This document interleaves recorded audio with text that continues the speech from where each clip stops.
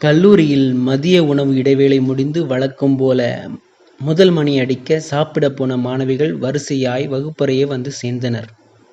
ஆமாம், கல்லூரி சட்டப்படி மாணவர்களும் மாணவிகளும் சேர்ந்து வகுப்பறையில் படிக்கலாம். ஆனால் வகுப்பறையில் சாப்பிட மாணவிகளுக்கு மட்டும் அனுமதி இல்லை.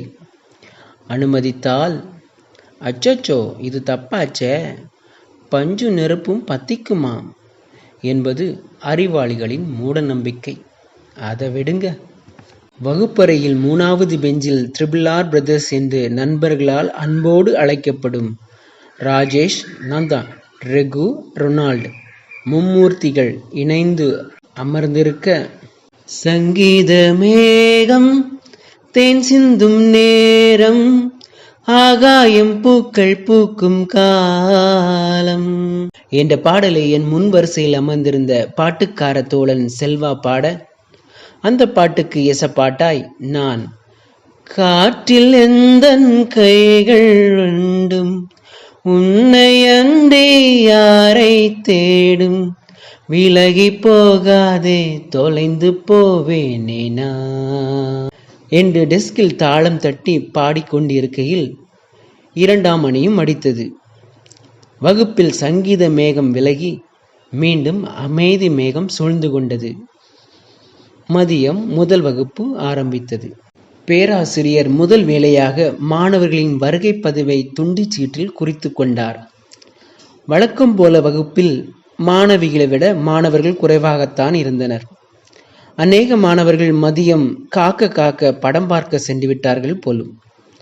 எக்ஸ்கியூஸ் மீ மேடம் என்று சொல்லிக்கொண்டு வகுப்பு வாசலில் இருந்து ஒரு சத்தம். வீட்டுக்கு சாப்பிட போன தோழன் ஜோவாக இருக்கும் என்று திரும்பி வாசலை பார்த்தேன். ஏமாற்றம். அந்த குரலின் சொந்தக்காரர் காலேஜ் அட்டெண்டர் நின்று கொண்டிருந்தார். எஸ், கமின் என்று பேராசிரியர் பதில் மொழிய அவர் உள்ளே வந்து மதிய வருகை பதிவுச்சீட்டை பெற்றுக்கொண்டு வெளியேறினார். அதே நேரத்தில் பேராசிரியர் மாடர்ன் இங்கிலீஷ் லிட்ரேச்சர் புத்தகத்தை கையில் எடுத்து சில பக்கங்களை புரட்டிவிட்டு அதை தன் மேஜையில் கவிழ்த்து வைத்துவிட்டு பாடம் எடுக்க ஆரம்பித்து விட்டார். அதுவரை டெஸ்கில் தலை சாய்த்த நானும் தலை நிமிர்ந்து பாடத்தை கவனிக்க ஆரம்பித்தேன். பேராசிரியர் பாடம் சொல்லியவாறு இருக்கையில் இருந்து எழுந்து இடது பக்கம் அமர்ந்திருக்கும் மாணவிகளை நோக்கி செல்லும் வேளையில் நான் வேகமாக எனது வலது காதில் ஒட்டி வைத்திருந்த சில்வர் நிற ஸ்டிக்கர் பொட்டை எடுத்து பேராசிரியர் பார்க்காத வண்ணம் எனது வலது இமை மேல் ஒட்டி வைத்து கண் இமைகளை மூடாமல் கவனித்து கொண்டேன். மாணவர்கள் பக்கம் மாணவிகள் பக்கம் என்று உலாவியவாறு பாடம் எடுத்து கொண்டிருந்தார் பேராசிரியர்.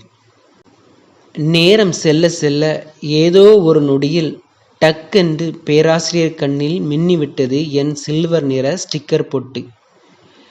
பேராசிரியர் என் கண்ணை பார்க்க, நான் அவரை பார்க்க, அப்படியே என் புத்தகத்தை தூக்கி பிடித்து அவருக்கும் எனக்கும் இடையே வேலியாக்கி கொண்டேன்.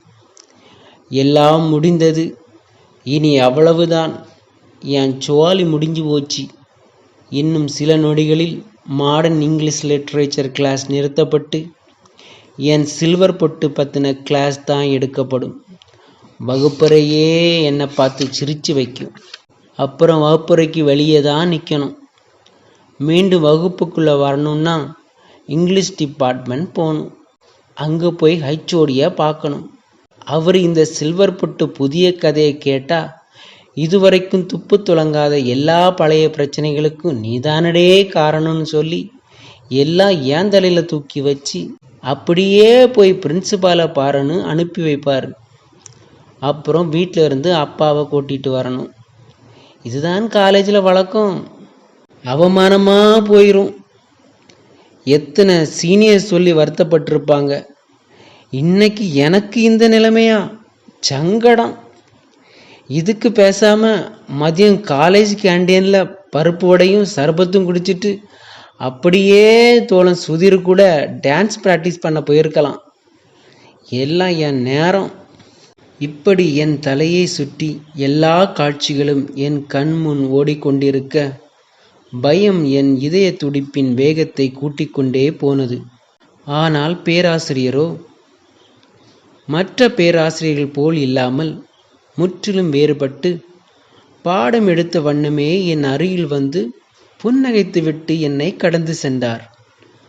அந்த தருணத்தில் பேராசிரியர் எனக்கு மட்டும் சிறகில்லாத தேவதையாக தோன்றினார். கல்லூரி மணியும் அடித்தது. அது ஆலய மணியாய் எனக்கு மட்டும் கேட்டது. நான் இன்றும் நினைவில் கொள்ளும் சிறந்த சில ஆசிரியர்களில் இவரும் ஒருவர். பேராசிரியர் லூலு தேவ ஜம்லா. என்னை ஏற்றிவிட்ட ஏணிகளுக்கு இனிய ஆசிரியர் தின நல்வாழ்த்துக்கள். வாழ்க வளத்துடன். அன்பும் நன்றியும். Rajesh, triple R brothers.